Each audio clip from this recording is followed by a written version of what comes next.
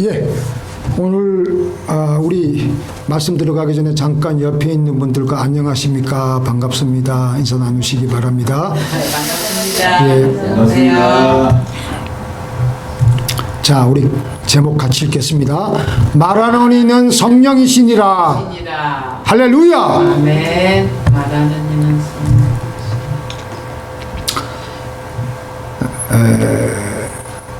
윌리엄 컬싱 목사가 동부 어느 시골에서 시어스버그라는 시골에서 젊은 나이에 목회를 시작했습니다. 그 목회를 하자마자 그 시골 교회에서 아름답고 신실한 아내를 만나서 행복한 가정을 꾸미기 시작했습니다. 결혼해서 얼마 안 있다가 이 컬싱 부부는 뉴욕 브루클린으로 목회지를 옮겼습니다. 브루클린에서 그의 사역은 참 잘 되었습니다. 하지만 그가 결혼한 지 10주년 되던 해에 아내가 갑작스러운 무기력증을 호소했고 얼마 안 가 그녀는 정상적인 생활을 할 수가 없었습니다. 병원에 가도 도무지 원인을 알 수 없고 날마다 하루가 다르게 쇠약해져 가는 것입니다. 그래서 이 컬싱 목사는 기도하다가 아내를 위해서 첫 목회지인 그곳에서 만나서 결혼식까지 했던 첫 목회지인 시어스버그 마을로 다시 돌아가 요양에 전념했습니다. 하지만 여전히 그 컬싱 목사의 부인은 병세가 호전되지 않았고 얼마 안 가 그녀는 세상을 떠나서 소천했습니다. 이런 여러 가지 과정들을 거치면서 거기다가 이 컬싱 목사에게 갑자기 피로가 누적이 돼서 그런지 몰라도 이상스러운 증세가 오는데 성대에 이상한 증세가 오면서 그때부터 또 목소리가 안 나오는 거예요. 그래서 강단에 다시 서서 설교를 할 수 없는 입장이 되었습니다. 하루아침에 아내와 목소리와 사역을 다 잃어버리게 되고 이제는 어떤 생각이 드냐면 내가 죽어야 되겠구나, 그런 생각을 하고 있었는데, 그러면서 주님께 처절한 기도를 하는 겁니다. 주님의 뜻은 어디에 있습니까? 저를 이 땅에 태어나게 하신 이유라도 있는 것이라도 한 것입니까? 사랑하는 아내도 데려가셨고 또 저는 말도 못하고 이제 목소리도 안 나오니 이 병신 같은 육신을 데려가 주시옵소서. 모든 것을 포기하고 절망 가운데 있는 어느 날 하나님께서 너는 내 것이라, 말 못하는 내 목소리도 병든 내 몸도 모두 내 것이라, 그런 음성이 들리면서 갑자기 하나님의 음성이 들려오니까 큰 위로가 되면서 힘을 얻게 되는 겁니다. 그때 컬싱 목사가 그 자리에서 하나님께 무릎을 꿇고 하나님, 건강한 몸으로 충성치 못한 것 용서하여 주옵소서. 병든 몸으로나마 하나님께 충성을 하고자 하오니 앞으로 내가 해야 될 일을 보여주시옵소서. 무릎을 꿇고 하나님께 간절히 기도하는 겁니다. 그러면서 하나님의 종으로 산다고 하면서도 주님을 믿지 못한 시간들을 하나님께 하나씩 회개하기 시작했는데, 그러면서 주님이 목소리를 거두어 가신 것은 이 세상에서 자기가 해야 될 다른 일이 있을 것이라고 생각을 하면서 그때부터 성령의 감동으로 컬싱 목사는 찬송시를 쓰기 시작하는 겁니다. 주 날개 밑 내가 편안히 쉬네, 밤 깊고 비바람 불어쳐도 아버지께서 날 지켜주시니 거기서 편안히 쉬리로다. 주 날개 밑 평안하다, 그 사랑 끊을 자 니요. 주 날개 밑 내 쉬는 영혼 영원히 거기서 살리. 우리가 즐겨 부르는 찬송입니다. 주 날개 밑 내가 편안히 쉬네. 이 말씀은 이 찬송시는 시편 17편 8절에 나를 눈동자같이 지키시고 주의 날개 그늘 아래에 감추사를 묵상하던 중 하나님의 영감이 그를 스치고 지나가면서 받아쓰기 시작한 겁니다. 그 때부터 이 컬식 목사는 찬송시를 쓰기 시작하는 거예요. 하나님 찬송합니다. 생각해 보세요. 아내 잃었지, 목소리 잃었지, 사역 잃었지, 할 수 있는 게 아무것도 없는 상황에서 이 컬식 목사는 하나님께 찬송을 하기로 시작하고 찬송시를 써내려가는데 무려 300여 편. 우리가 살아가고 있는 세상에서 우리에게 위험이 우리의 코끝까지 다가오고 숨이 턱턱 막힐 때 우리에게 결정적으로 하나님께서 그때그때 필요한 음성을 허락하십니다. 오늘 우리가 말씀 보니까 자, 너희를 넘겨줄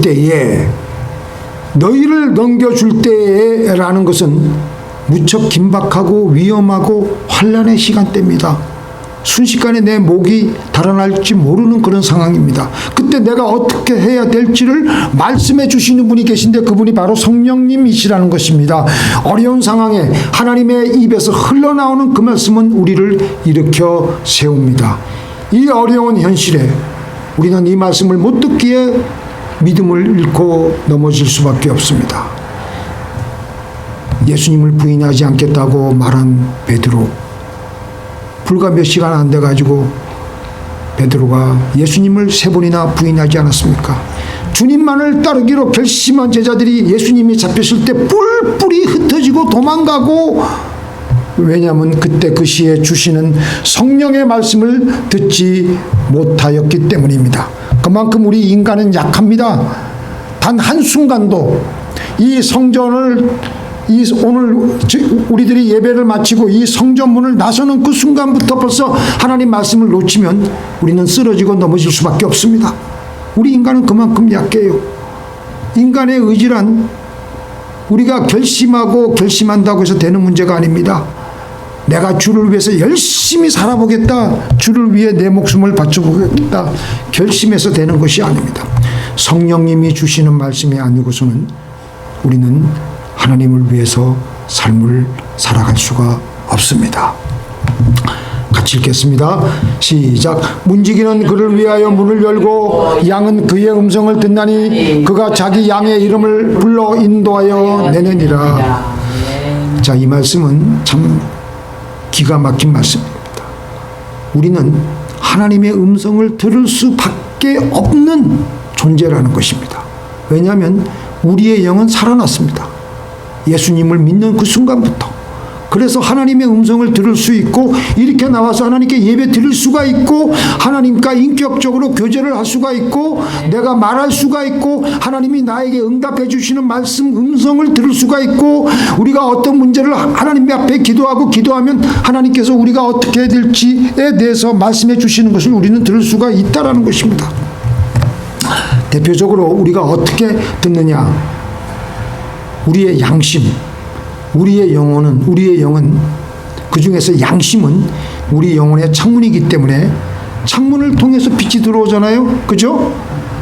그것과 같이 양심은 우리 영혼의 창문이에요. 우리 영혼의 창문에 하나님의 빛이 그대로 양심의 창문을 통해서 들어오는 겁니다.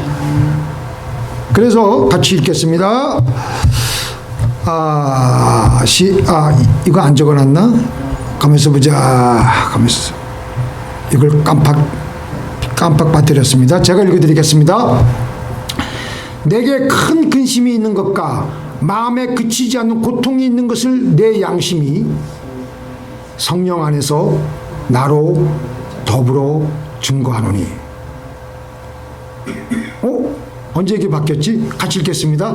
내게 큰 근심이 있는 것과 마음에 그치지 않는 고통이 있는 것을 내 양심이 성령 안에서 나로 더불어 증거하노니. 그래서 그 클락 스테이플 루이스는 양심을 통해 말씀하신다 그랬어요. 양심을 통해서. 어느 아메리칸 그 인디안 부족들은 양심을 인간의 마음속에 있는 삼각형의 철제 같다 그랬습니다. 그러니까 사람들이 원래 나쁜 짓을 하면 가슴이 뚫리고 그냥 심장이 쿵쾅쿵쾅쿵쾅하고 우리 그 삼각형의 모서리가 우리 내면의 벽을 마구 찌르기 때문이라고 생각해서 그 아메리칸 인디안 부족은 그렇게 생각을 했던 것 같습니다. 제가 어렸을 때 처음으로 이 도둑질이라는 것을 하게 되었을 때 뭐 큰 건 아니지만 살짝 가서 그것도 있었고, 제가 한 번은 극장에 한번 아주 어디 허술한 구멍을 통해서 이제 처음으로 이제 그 구멍을 통해서 살짝 들어가서 이제 영화를 보는데, 영화가 재미있는지 없는지 모르겠고 그냥 가슴이 뛰어가지고 영화도 제대로 못 보고 나온 적이 있었어요. 어렸을 때는 그랬는데 나이가 점점 들어가면서 비양심적으로 살게 되면서 삼각형의 날카로운 모서리가 닳아서 둥그러지고 내면의 벽에도 굳은 살이 생겨서 더 이상 아프지 않습니다. 그래서 인디안들은 어린아이의 양심은 삼각형으로, 어른의 양심은 원형으로 그렇게 표시를 했습니다. 예수님도 양심이 우리 영혼의 눈이라고 했어요. 빛은 눈을 통해 들어오듯이 하나님의 빛이 양심을 통해 들어오는데, 이렇게 양심은 하나님의 음성을 들려주는 영혼의 창문입니다. 그래서 우리의 이성과 우리 머릿속에 생각하는 거 있죠, 그죠? 여러 가지 내 계산적이고 합리적이고 그런 것과 내 양심은 서로 언제나 부딪혀요. 그래서 이 머릿속에서 있는 우리 이성은 잘못된 것을 보고도 내 욕심을 편들어 주기 때문에 합리화시키면서 계속 잘못을 저지르게 방치하지만, 양심은 거기에 굴하지 않고 여과 없이 지적합니다. 어떤 사람이 공무원인데 다른 사람으로부터 뇌물을 받으려고 하려고 할 경우에 양심은 여지없이 그건 잘못된 것이다, 너 망신당한다 고 해도 이성은 나를 편들어 주잖아요. 내 편이기 때문에. 모두가 다 뇌물 받아 먹어. 뇌물 안 받아 먹는 인간들이 어디 있냐? 다 괜찮아. 김 계장도 받아 먹고 박 과장도 받아 먹고 누구도 뇌물 먹고 나 혼자 결백한들, 나 혼자 안 받아 먹는들 누가 알아주냐? 그러면서 합리화시키는데, 그런데 그런 이성의 합리화에 대해서 그렇지 않다 하는 것이 바로 양심인 것입니다. 이성과 양심이 끊임없이 부딪힐 때 우리는 양심의 소리를 들어야 됩니다. 믿습니까? 양심의 소리를 계속 무시할 때 우리 개인의 양심은 마비되게 되고 가정에는 파탄이 오고 망신당하게 됩니다. 우리는 이 양심을 통해서 흘러나오는 하나님의 말씀을 무시하지 마시기 바랍니다. 그러지 않으면 우리는 내 본성대로 살아갈 수밖에 없습니다. 같이 읽겠습니다. 묵시가 없으면 백성이 방자히 행하거니와 율법을 지키는 자는 복이 있느니라. 방자히 살아가는 것은 내 마음대로 살아가는 거예요. 양심의 소리는 관련 없고 하나님 말씀과는 관련 없고 내 육신적으로 내 마음대로 살아가는 겁니다. 그래서 그때 우리는 정신 차리고 하나님의 말씀을 잘 들어야 됩니다. 양심을 통해서 들려오는 말씀을 들으며 나가야 합니다. 새벽에 기도할 때 가만히 있으면 하나님의 음성이 들려요. 눈 뜨자마자 바로 일어나지는 않잖아요. 침상에서 그때는 우리의 이성의 모든 우리 생각의 그 소리가 다 잠잠해져 있는 상황이기 때문에 영의 소리가 그때는 아주 활발하게 들리는 시간입니다. 그래서 새벽 기도가 좋은 거예요. 새벽 시간이 좋은 거예요. 침상에서 아침에 깨어났을 때가 그래서 좋은 거예요. 그때 하나님 무슨 말씀 하십니까? 꼭 새벽 기도 나와가지고 이렇게 기도 알아들어도 누워가지고 하나님 오늘 또 새날 주셨군요. 지금 말씀하여 주옵소서. 종이 듣겠나이다. 속으로 그렇게 말씀하세요. 그러면 다 들려요.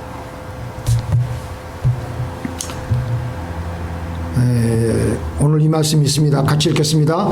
여호와의 영이 나를 통하여 말씀하시며 그 말씀이 내 혀에 있도다. 다윗 왕이 이 세상을 마지막으로 해고하면서 자기의 후손들에게 솔로몬에게 이 말씀을 유언적으로 남기는 겁니다. 미천한 이세의 아들이 이렇게 하나님이 들어 올리신 것은 그 말씀이 내 혀에 있기 때문이다. 여호와의 영이 나를 통하여 말씀하심이며 그 말씀이 내 혀에 있도다. 다윗은 항상 찬송하고 기도하니까 그 입술에 하나님의 말씀이 늘 고여 있는 거예요. 그러니까 다윗 왕은 하나님의 마음에 합한 자가 될 수가 있었던 것입니다. 우리 기도하고 성령에 충만해 있으면요, 그때 기도하면요, 기도가 저절로 그냥 오토바이 타고 언덕을 올라가듯이 저절로 올라가는데, 그때 나오는 기도의 내용은 하나님의 음성이에요. 그때 그 음성 듣고 일어나야 됩니다. 어저께 우리가 창세기 15장 1절부터 11절 큐티했는데요. 창세기 15장에서 아브라함의 가장 큰 고민거리가 있었습니다. 24년 전에 하나님께서는 75세에 아브라함에게 너에게 아들을 내가 반드시 줄 것이다 라고 했는데 20년이 흐르고 24년이 흘렀는데도 도무지 아들이 생기지 않으니까 아브라함이 믿음이 다 떨어졌습니다. 완전히 그냥 믿음이 떨어졌어요. 믿음이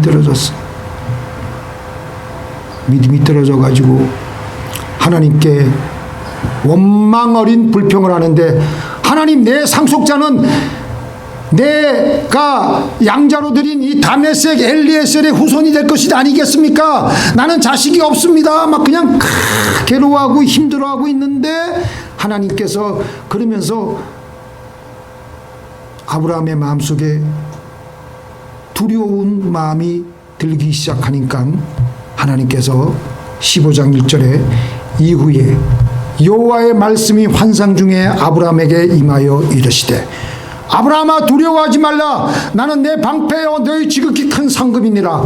왜 두려워하고 있느냐? 하나님 믿어봤자 별거 없네. 아들도 없고 약속을 주시고 엄청난 민족을 이루겠다는 약속을 주셨지만 그거 하나님 그냥 공으로 하신 말씀이시다. 몇 년이 흘렀는데도, 24년이 흘렀는데도 이렇게 지금까지 자녀가 없는 것을 보면 그 약속은 가짜일 것이다. 그렇게 아브라함이 낙심하고 절망하고 있었습니다. 제가 어저께도 말씀드렸지만 아브라함은요, 우리보다 더 낭떠러지로 떨어진 거 기억하시죠? 아브라함은 어느 만큼 낭떠러지로 떨어졌느냐, 자기 마누라를 팔아먹었을 정도로 그것만 있었어요. 또 이스마엘을 자기 인간적인 방법을 동원해 가지고 자기 그 사례의 몸종인 하가를 취해 가지고 거기서 또 그건 또 사라가 잘못했지만 믿음의 어머니라고 하는 여자가 그 자기 와이프의 말을 바로 듣고 아이고 옳다거니 해가지고 거기서 난 아들이 이스마엘이지 않습니까? 그럴 정도로 추락했을 정도로 믿음이 없었던 아브라함이었는데, 그리고 지금 아브라함은 낙심하고 절망하고 있었는데, 두려워하고 있는데 하나님께서 나타나셔가지고 두려워하지 말라 그러면서 밤하늘에 아브라함을 데리고 나가서 저 하늘에, 뭇하늘에 있는 그 중동 하늘에 그 별빛이 얼마나 반짝반짝 빛나겠습니까? 너 저 별들의 숫자를 세어보라. 그러면서 아브라함에게 계속 용기를 주고 시청각 교육을 시키고, 그리고 아브라함을 계속 설득을 해가지고 믿음을 가지게 해주십니다. 그렇게 해가지고 해주신 그것이 바로 그 창세기 15장 6절 말씀을 가지고 사도 바울이 이런 말씀을 합니다. 같이 읽겠습니다. 아브라함이 어느 정도까지 하나님 말씀을 통해서 변화가 되었냐면요, 이게 중요해. 이게 시작. 아브라함이 바랄 수 없는 중에 바라고 믿었으니 이는 내 후손이 이가 되리라 하신 말씀대로 많은 민족의 조상이 되게 하려 하심을 인함이라. 그가 100세나 되어 자기 몸에 죽은 것 같은가 사라의 태에 죽은 것 같음을 알고도 믿음이 약하여지지 아니하고 믿음이 없어 하나님의 약속을 의심치 않고 믿음에 견고하여져서 하나님께 영광을 돌리며. 사람이 순식간에 이렇게 변해. 근데 순식간에 변화였다기보다는 하나님이 그냥 믿음이 없는 이 아브라함을 이렇게 달래가지고 이렇게 만들어 주신 거예요. 100세나 되어 19절 그가 100세나 되어 자기의 몸에 죽은 것 같음과 사라에 대어 죽은 것 같음을 알고도 믿음이 약하여지지 아니하고 하나님이 그래 이렇게 내가 해줄게. 그러니까 하나님이 그걸 보고 의로 여기셨다고 하시는 것입니다. 왜냐하면 하나님은 아브라함을 택하셨기 때문에 그를 어떻게든지 이끌고 나와서 이 온 인류를 구원하셔야 되기에 그렇게 하신 것입니다. 그렇게 변화시켜 주신 거예요. 그러면 하나님은 우리를 그렇게 하지 않으시겠어요? 예레미야 선지자가 어느 날 하나님께 이런 질문을 합니다. 하나님, 내가 도무지 이해가 안 돼서 이런 질문합니다. 왜 하나님을 믿고 하나님의 뜻대로 살려고 하는 저에게는 이렇게 고난이 끊이지 않고 이렇게 심합니까? 다 말라 죽게 생겼습니다. 그런데 더군다나 거기다 더 이해가 안 가는 것은 저 하나님도 알지 못하는 저 이방 것들이 더 맨날 죄나 짓고 악한 것들이 더 잘 사는 이유는 뭡니까? 왜 저들이 고난을 당하고 내가 잘 살아야 되는 것이 마땅한 하나님의 법칙 아니겠습니까? 라고 하니까 하나님께서 그 예레미야의 질문에 뭐라고 하냐면 또 질문으로 대답을 하세요. 엉뚱하게 내가 보행자와 함께 달려도 피곤하면 어찌 능히 말과 경주하겠느냐. 내가 평안한 땅에서는 무사하려니와 요단강에 물이 넘치는 때는 어찌하겠느냐. 자, 이 말씀을 잘 제가 한번 설명해 드릴게요. 하나님의 의도는 무엇이냐? 나는 네가 말과 경주에서도 이기는 사람이 되기를 원해. 그래서 내가 널 훈련시키는 거야. 나는 네가 평안한 땅에서도 겨우겨우 살아나가는 그런 연약한 인간이 아니라 요단에 홍수가 나서 그런 어려운 지경에서도 능히 살 수 있는 능력자가 되게 하기 위하여 너를 연단시키고 있는 거야. 그게 바로 하나님의 응답이었어요. 자, 우리가 여기서 우리가 한 가지 알 수 있는 것은요, 우리가 믿는 이 기독교 신앙은요, 세상에서 존재하는 미신하고는 틀려요. 미신은 우리가 미신 앞에 제가 어렸을 때 저희 할머니 따라서 그 미신을 많이 저도 옆에서 많이 지켜봤는데 미신에게 우리가 간구하는 게 뭐예요? 우리 아들 잘 되게 해 주시옵소서. 누구 돈 좀 벌게 해 주시옵소서. 미신은 우리의 환경을 변화시켜요. 근데 우리 기독교 신앙은요, 우리 자신을 변화시키는 게 우리 신앙의 목적이에요. 환경은 달라진 것은 없어도 하나님의 말씀을 들으면서 우리는 나 자신을 변화시키는 것이 하나님의 목적입니다. 믿습니까? 그래서 언제 어디서나 어떤 상황이 오든 항상 기뻐하는 것입니다. 항상 기뻐하라. 좋을 때만 기뻐하는 것이 아니고 안 좋을 때도 하나님의 선하심을 믿고 기뻐할 정도로 그런 믿음을 가질 정도로 강인해지라는 것입니다. 범사에 감사하라. 안 좋을 때도 범사가 뭐 좋은 범사만 있어요? 안 좋은 범사도 있잖아요. 손가락이 아프고 또 텔레비가 안 나오고 여러 가지 안 좋은 일에도 짜증 부리지 말고 그때도 하나님의 선하심을 믿고 감사하기까지 우리의 영혼이 온전해지는데 하나님의 목적이 바로 거기에 있다는 것입니다. 그렇게 우리가 우리 자신을 변화시키기 위한 가장 확실한 도구는 말씀이십니다. 말씀하시는 이는 성령이시니라. 말씀 떠나면요, 우리는 순식간에 무너집니다. 성령 떠나면요, 순식간에 우리는 자빠집니다. 다 도망갑니다. 하나님의 말씀은 우리를 더욱더 믿음의 사람으로, 온전한 사람으로 변화시키게 될 것입니다. 자, 기도하시겠습니다. 하나님 아버지,